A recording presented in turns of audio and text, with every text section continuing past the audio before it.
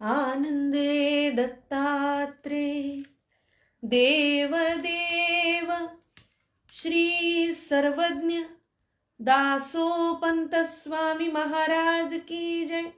सब संतन की जय। गौ माता की जय। भारत माता की जय। सद्गुरु आनंद स्वामी महाराज की जय। आर्य सनातन वैदिक हिंदू धर्म की जय। जय जय रघुवीर समर्थ लक्ष्मी रमण गोविंदा गोविंदा।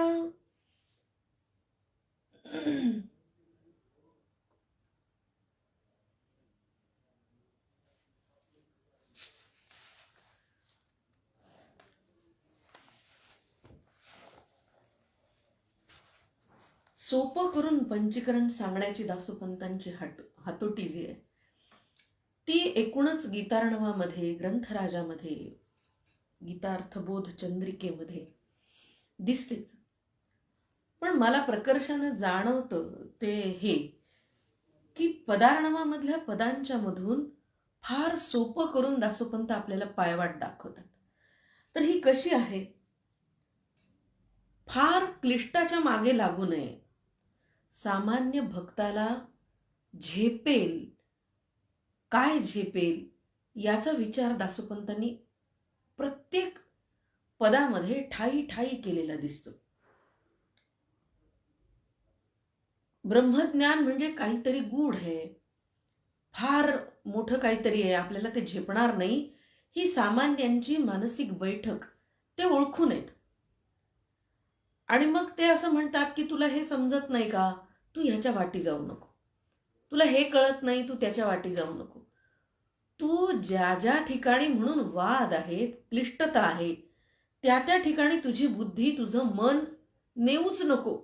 इतकं सोपं करून दासोपंत तुम्हाला तुमचं जगणं आध्यात्मिक कसं असावं याच्याबद्दल मार्गदर्शन करतात. फार साधं सोपं करून सांगताना एक पद मला चिंतनाला आलं आणि मला ते फार भावलं, यासाठी की संत साहित्याचा अभ्यास किंवा संत साहित्य म्हणजे काय किंवा संत साहित्याचा मूळ उद्देश काय, तर नेमका हाच आहे. वेद उपनिषदांचं घुसळण गीता, पण भगवद्गीता ही तितकी सोपी नाही. भगवद्गीतेचीही अनेक पुन्हा ग्रंथांच्या रचना आपण यथार्थ दीपिका, भावार्थ दीपिका, गीतार्णव हे सगळं बघतो. पण दासोपंतांच्या पदार्णवामध्ये ते नुसतं नवनीत नाही, वेद उपनिषदांचं नवनीत किंवा घुसळून सोपं केलेलं नाही, तर दासोपंत आम्हाला ते लोणी कढवून त्याचं तूप करून अत्यंत कणीदार असं हे स्वादिष्ट, रुचकर आणि खमंग घमघम वास येणारं हे तूप देतात. आणि ते तूप नुसतं तुमच्यापर्यंत तूप दिलेलं नाही, तुपाचं वाडगं दिलेलं नाही, तर ते पुरणाच्या पोळीवर घालून, कधी मेतकूट भात करून, कधी साधं वरण तूप भात असं करून हे तूप तुम्हाला त्यांनी खाऊ घातलंय. हे माझं निरीक्षण आहे की दासोपंतांना आपण म्हणतो की हे वेद उपनिषदांचं नवनीत गीता आहे, पण मी असं म्हणते की गीतेच्या नवनीताला कढवून दासोपंत या लोण्याचं रवाळ कणीदार असं तूप करतात. आणि ते नुसतं तूप तुम्हाला देत नाहीत, कारण नुसतं तूप पचेल का, इतकं पचणार नाही. मग पुरणाच्या पोळीवर घालून, वरण भातावर मी जसं म्हणाले तसं, आणि अशा वेगवेगळ्या पद्धतीनं हे तूप आम्हाला त्यांनी खायला दिलेले. कसदार, सशक्त करणारं, बळकट करणारं, स्नेह वाढवणारं, मेधा वाढवणारं, प्रज्ञा वाढवणारं असं म्हणूया आपण, आणि अशा प्रकारचं मती देणारं असं हे घृत आम्हाला दासोपंतांनी पाजलंय. आश्चर्य वाटतं की पंचीकरण सांगताना माणूस इतका सोपा होऊ शकतो. आजचं हे पद आपण बघूया. ब्रह्मज्ञानाची वाई तेही परी सांडुनी देई, ईश्वरू कैसा कवणू काही विवेकु हाही न करी.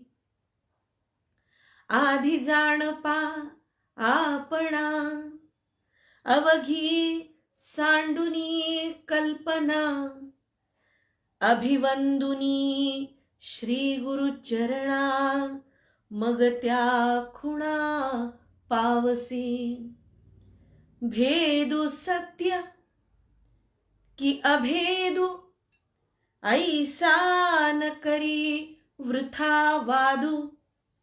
जाणता तुची परमानंदू भेदा भेदू तोलटिका. बंध मोक्षाची कडसणी बंध मोक्षाची कडसणी. शाब्दिक झणे वाखाणी स्वरूप जाणता स्वस्थानी.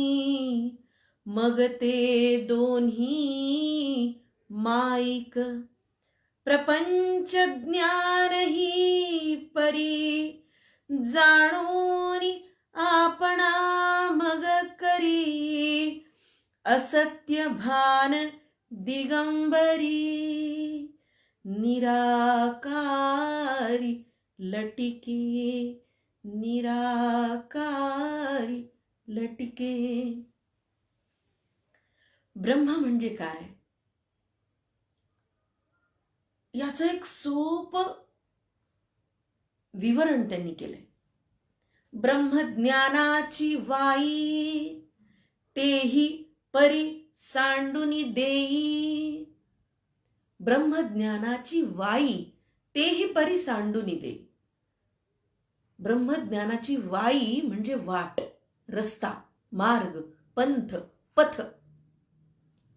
हे ब्रह्मज्ञान मिळवण्यासाठी जो जाण्याचा महामार्ग आहे, हमरस्ता आहे, जी वाट पूर्वसूरींनी आम्हाला दाखवलेली आहे ती तू सोड. कळत नाहीये ना तुला, हे अवघड आहे, हे कठीण आहे, हे झेपत नाही, आत्ता तुर्तास ही वाट तू थांबव, तू ती वाट सोड. ठीक आहे. एक एक छोटा छोटा डोस, एक एक छोटी घुटी ते देतात. तू ही वाट सोड. ब्रह्मज्ञानाचे मार्ग तुला समजत नाहीये, तू ती वाट सोड. ही वाट सांडून दे, तू सोड. पुढे दासोपंत म्हणतात, ईश्वरू कैचा कवणू काही विवेकू हाही न करी. ईश्वर कसा आहे, तो कोण आहे, कुठे आहे, या तीनही प्रश्नांचा विचार तू करू नकोस. विवेकू हाही न करी याचाही विचार तू करू नकोस. भक्ती मार्गाची आवड आहे, ईश्वराला भेटण्याची तुझ्यामध्ये आस आहे, इतकं पुरेस आहे. ब्रह्मज्ञानाच्या त्या मार्गावरती तू जातोयस, पण तुला अडचण येते, अवघड वाटतंय, तो मार्ग सध्या तू थांबव, तू सोड. ईश्वर कसा आहे, तो कोण आहे, तो कुठे आहे, या तीनही प्रश्नांचा सध्या विचार करू नकोस. बघा किती सोपं करून सांगतायत दासोपंत. म्हणजे जे अवघड वाटतंय त्याचकडे जायचंय, तिथेच जायचंय. पण सध्या ज्या अवघडाचा तुम्ही विचार करताय जाण्याचा, ते अवघड डोक्यात घेऊन त्याचा आडंबर माजवून ते खूप अवघड आहे असं करून आपल्याला नच जाणं किंवा ते जाणं खुंटणं होऊ नये म्हणून ते भीती घालवतायत. तो मार्ग सोड, अवघड आहे तो मार्ग सोडून दे. ईश्वर कसा आहे, कोण आहे, कुठे आहे, उत्तर सापडत नाहीये, तू सध्या त्याचा विचार करू नकोस. हा विचारही तू करू नकोस. मग आधी काय कर, या सगळ्या प्रश्नांच्या पूर्वी, ब्रह्मज्ञान प्राप्तीच्या पूर्वी तुला काय करायचंय हे तू समजून घे. आणि मग दासोपंत सांगतात, आधी जाण पा आपणा. आधी जाण पा आपणा. आधी तू स्वतःला जाणून घे. काही ईश्वराच्या भानगडीत पडू नको. देव, ब्रह्मज्ञान, देव कसा आहे, तो कुठे, कोण आहे, नेमका कोण आहे, इतके वल्गना आहेत, इतके पर्याय आहेत, तो नेमका कोण आहे? काही विभ्रम मनामध्ये आणू नकोस. तू आधी एकच काम कर. आधी जाण पा आपणा, अवघी सांडुनी कल्पना. बाकी सगळ्या कल्पना ज्या वेगवेगळ्या ठिकाणी पुराणांमध्ये मांडलेल्या आहेत, या मांडलेल्या कल्पना सध्या डोक्यातून बाजूला ठेव. तू फक्त स्वतःचा विचार कर, स्वतःला जाणून घे, स्वतःला समजून घे. कोहम, ह्यापेक्षा काय वेगळं आहे? कोहम, को अहम, मी कोण आहे, इतकंच जाणायचंय. मग तुमच्या मनामधले जे वेगवेगळे उत्पन्न होणारे शंका कुशंकांचे जाळं आहे, ते जाळं बाजूला केले त्यांनी. ते एक एक गोष्ट सुकर करून आता सांगू लागले. ते काय म्हणतात? आधी जाण पा आपणा, अवघी सांडुनी कल्पना. लोक रोज एक काय काय काय काय तुला सांगत राहतील आणि मग तुझा बुद्धिभ्रम होईल, बुद्धिभ्रष्ट व्हायची वेळ येईल. हा एक वेगळं सांगतो, तो एक वेगळं सांगतो. वैष्णव संप्रदाय, शिवसंप्रदाय, स्मार्त संप्रदाय, त्यात आणखीन अनेक प्रकार, अद्वैत मतवाद, द्वैत मतवाद, द्वैताद्वैत मतवाद, अनेक अनेक, कैवल्याद्वैत मतवाद, अनेक प्रकार आहेत ह्याच्यामध्ये. आणि मग तुझा बुद्धिभ्रम होईल. तू आता एकच काम कर. या सगळ्या तुला सांगितल्या जाणाऱ्या वेगवेगळ्या निरनिराळ्या कल्पनांनी डोक्यामध्ये भुंगे भुजबुजाट करतील. तू यांचा विचार करू नको. आधी जाण पा आपणा, अवघी सांडुनी कल्पना. बाकी सगळं बाजूला ठेव आणि फक्त स्वतःला जाणून घे. पण स्वतःला जाणून घेण्यापूर्वी पुढे दासोपंत म्हणतात, अभिवंदुनी श्री गुरु चरणा, मग त्या खुणा पावसी. तू जाणायला सुरुवात कर. पण हे जाणणं कसं आहे तर आपल्या सद्गुरु चरणावरती डोकं ठेव, स्वतःला समर्पित कर आणि मग संपूर्ण स्वतःचं समर्पण जेव्हा सद्गुरूच्या चरणावरती तू करशील आणि त्या वेळेला हळूहळू तुला मग त्या खुणा पावसी. श्री गुरुच्या वचनाने, श्री गुरुच्या कृपेने, श्री गुरुच्या आशीर्वादानं, श्री गुरुच्या नित्य वचनांनी, त्यांच्या सहवासानी, त्यांच्या सेवेनी तुला एक एक खूण सापडायला लागेल. आणि मग ब्रह्मज्ञानाच्या ज्या वाटेवर तू चालू पाहतोस ते आपोआप तुझ्या पुढे दालन मोकळं होईल. फक्त तू आत्ता काय कर तर सद्गुरूच्या चरणावरती स्वतःला समर्पित कर, त्या चरणांचं अभिवंदन कर. असा शब्द त्यांनी वापरलेला आहे. अभिवंदुनी श्री गुरु चरणा, मग त्या खुणा पावसी. पावसी म्हणजे प्राप्त होतील त्या खुणा. याचा अर्थ ब्रह्मज्ञानाच्या मार्गावरती जे जे म्हणून पायरी पायरीनं मिळवायचे त्या प्राप्तीच्या खुणा तुला आपोआप प्राप्त होतील. आणि मग ते पुढे म्हणतात, तुला जाणता तूची परमानंदू. अभिवंदनू श्री गुरु चरणा, मग त्या खुणा पावसी. भेदू सत्य की अभेदू, ऐसा न करी वृथा वादू. सद्गुरूच्या चरणावरती तू मस्तक ठेव, सर्व समर्पण कर, सर्व भाव समर्पण कर आणि मग तुला त्या खुणा सापडायला लागतील. इथे मात्र एक गोष्ट तुला करायची. ती कोणती आहे? वृथा वाद गुरु कुठला करायचा नाही. हा वाद कोणता आहे? हा वाद आहे ते असं म्हणतात, अभिवंदुनी श्री गुरुचरणा, मग त्या खुणा पावसी. भेदू सत्य की अभेदू, ऐसा न करी वादू.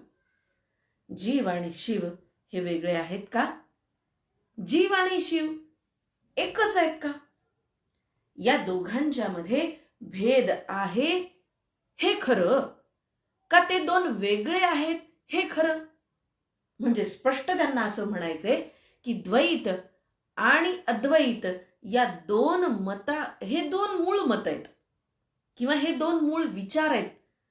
तात्विक म्हणूया, आध्यात्मिक म्हणूया, पंचीकरणाच्या ज्ञानाच्या संदर्भाने, पंचीकरण शास्त्राच्या संदर्भाने, वेदांत प्रतिपादनाच्या संदर्भाने हे दोन मूळ विचार आहेत. मग त्याच्या अनेक शाखा आहेत. म्हणजे कैवल्याद्वैत, द्वैताद्वैत, परमाद्वैत अनेक आहेत त्या. आणि मग या शाखा पुढे विस्तारला गेल्या. पण दोन मत मूळ आहेत.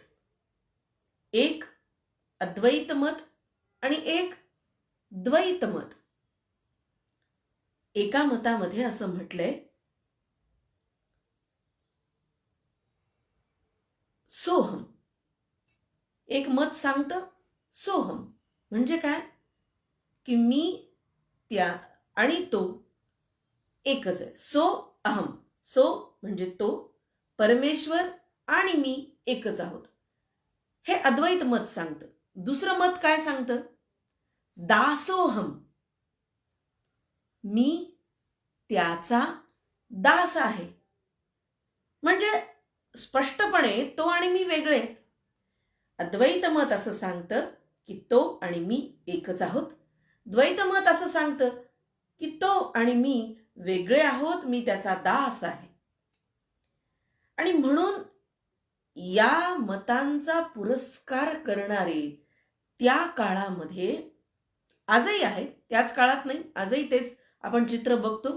जे सांप्रदायिक आहेत, जे वारकरी आहेत, जे मध्वाचार्याच्या संप्रदायाचे आहेत, जे शंकराचार्यांच्या संप्रदायाचे आहेत, तात्विक भेद अनेक आहेत त्यांच्यामध्ये आणि ते आजही आहेत. त्याच परंपरेनं ते चालू आहेत. आणि हाच धागा दासोपंतांनी इथे स्पष्ट सांगितलाय बघा.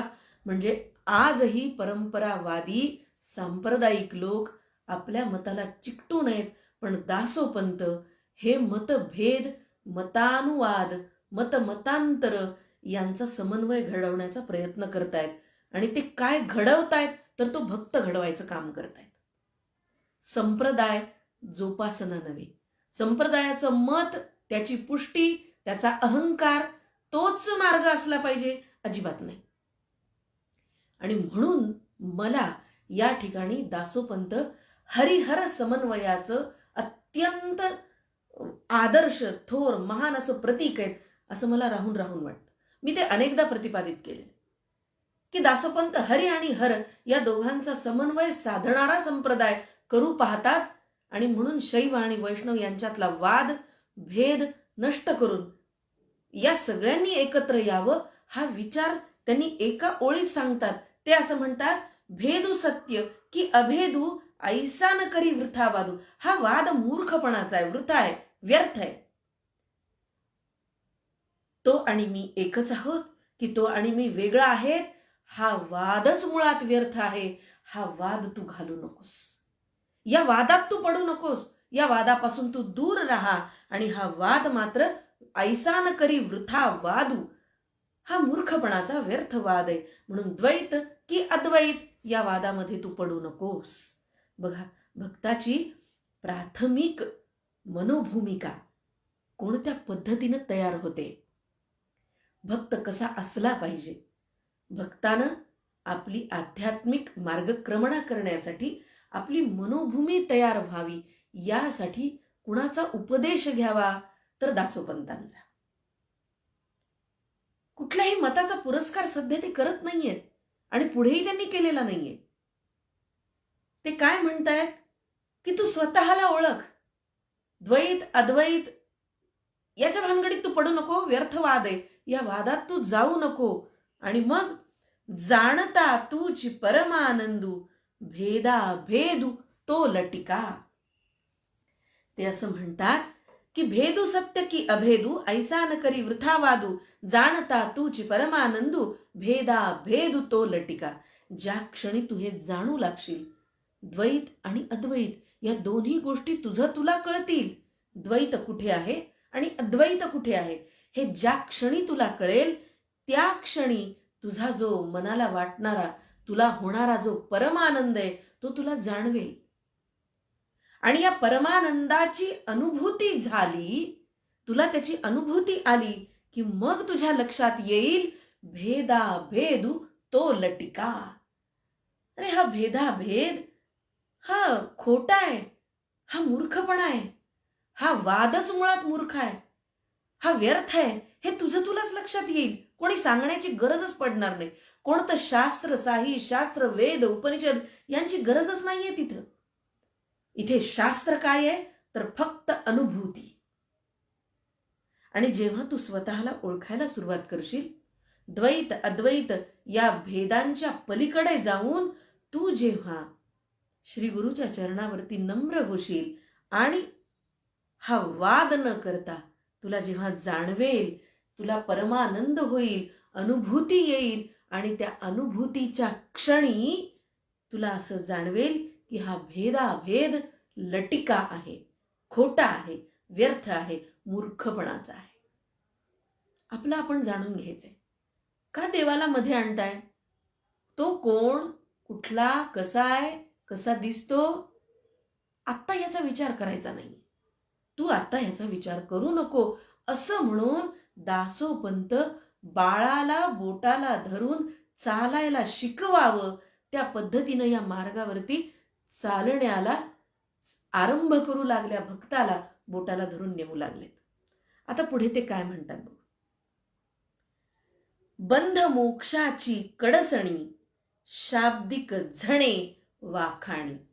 अजून काय करायचंय? आता आपण ब्रह्मज्ञानाच्या मार्गावर जायचं होतं तुला, पण मी तुला असं सांगितलं की तू या मार्गावर आत्ताच जाऊ नकोस. ईश्वर कोण, कसा कसा दिसतो, कुठे आहे, नो मॅटर, नेव्हर. आत्ता चिंता करू नकोस तू. वाद कोणता? द्वैत, द्वैताद्वैत, अद्वैत, केवलाद्वैत, नो, नेव्हर. काही चिंता करण्याची गरज नाही. तू याचा विचारच करू नको. तुला काय करायचंय? तर सद्गुरूच्या पायावरती नम्र हो आणि स्वतःला जाणून घे. आणि मग हा भेद किती खोटा आहे हे तुझ्या लक्षात येईल. आणि मग बंध मोक्षाची कडसणी, शाब्दिक झणे वाखाणी. कडसणी म्हणजे काय?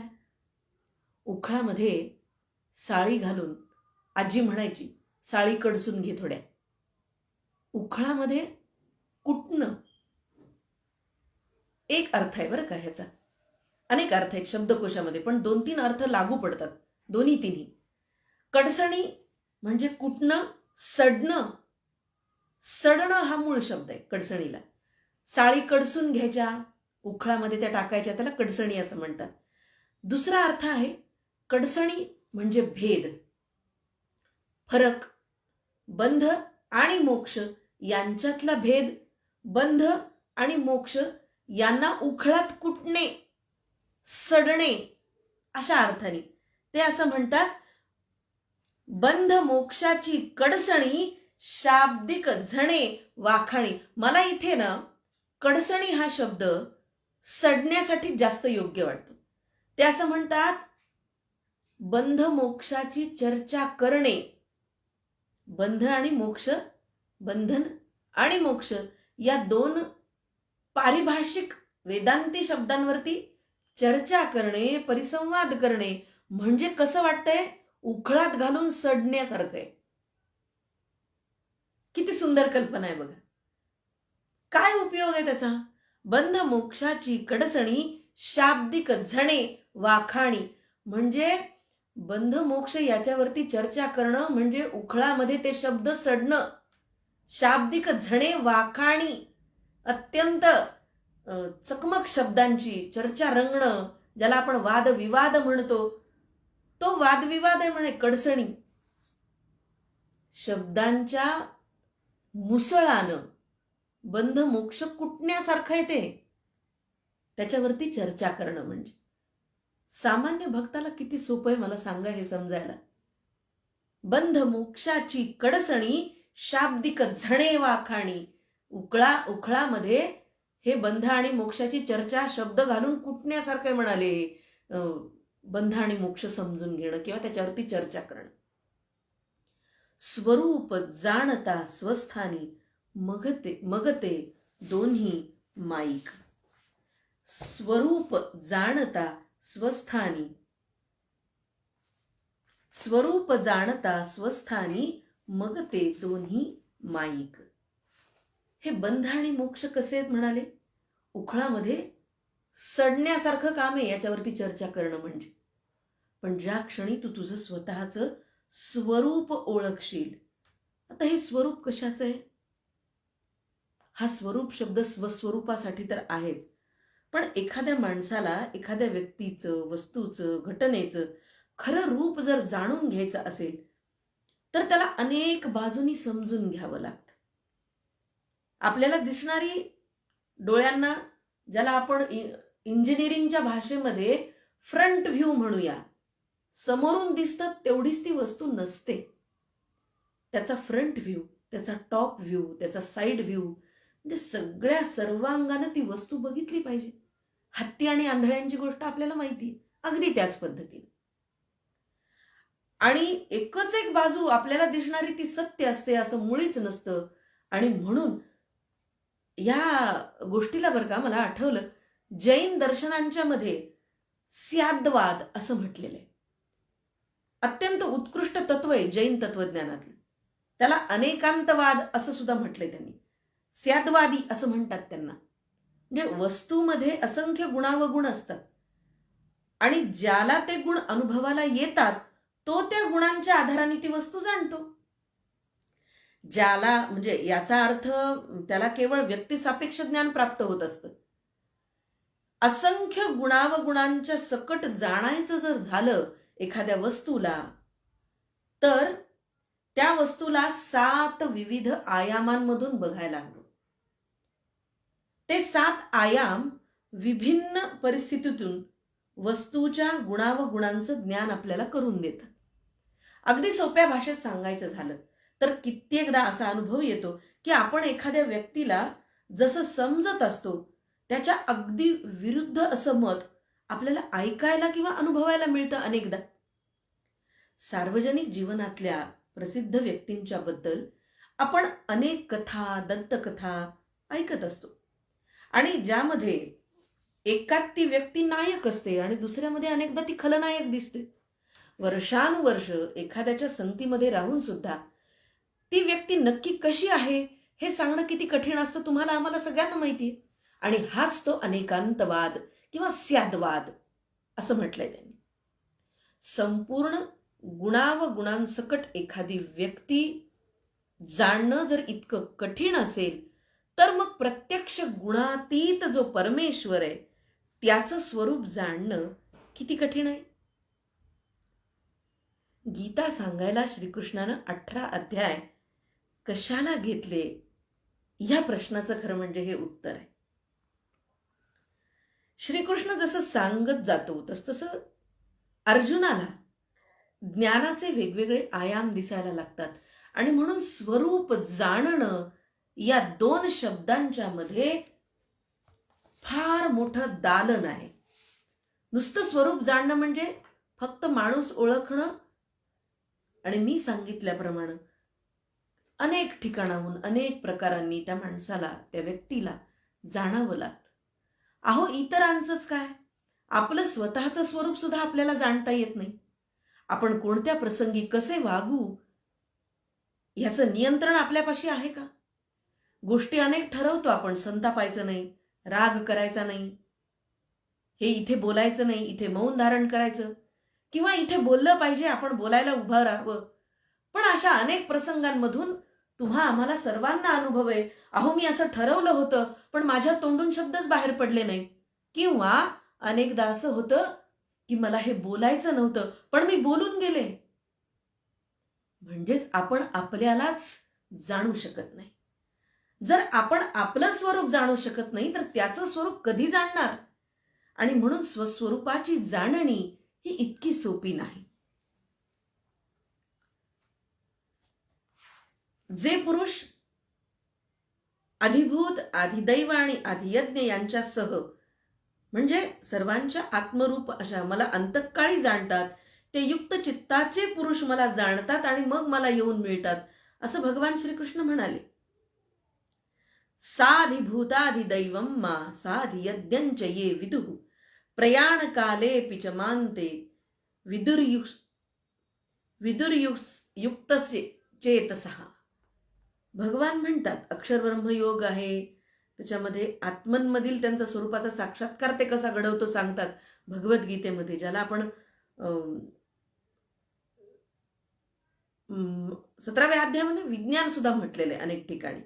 7 निरनिराळ्या कल्पनांच्या अनेकांतवादामधून विज्ञान समजून घेणं म्हणजे अक्षर ब्रह्मयोग आहे.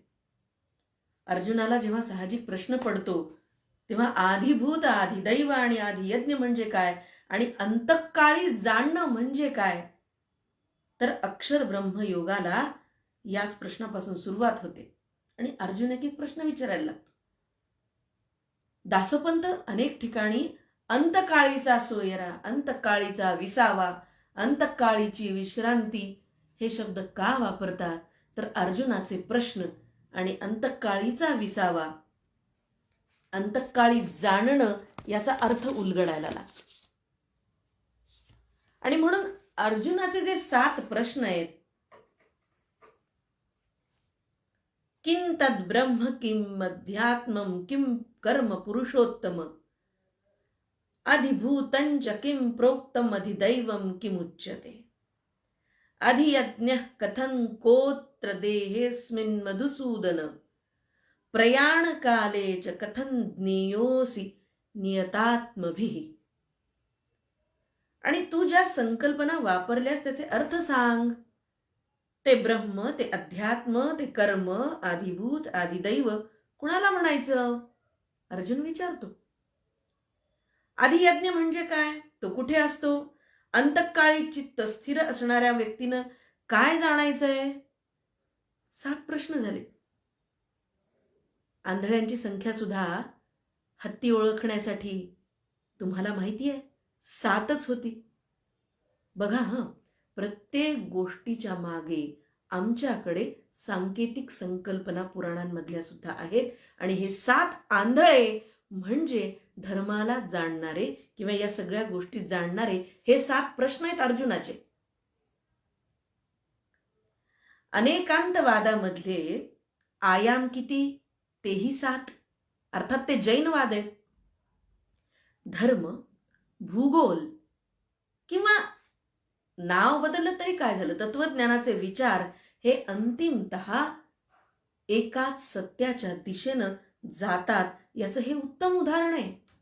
हे जे 7 प्रश्न, 7 आंधळे, अनेकांतवादाचे 7 आयाम. आश्चर्य करण्याची गोष्ट नाहीये ही. एकूण एकच मार्गाला जाणार आणि हे 7 प्रश्न म्हणजे स्वतःला जाणणे. आणि दासोपंत इथे म्हणतात स्वरूप जाणता स्वस्थानी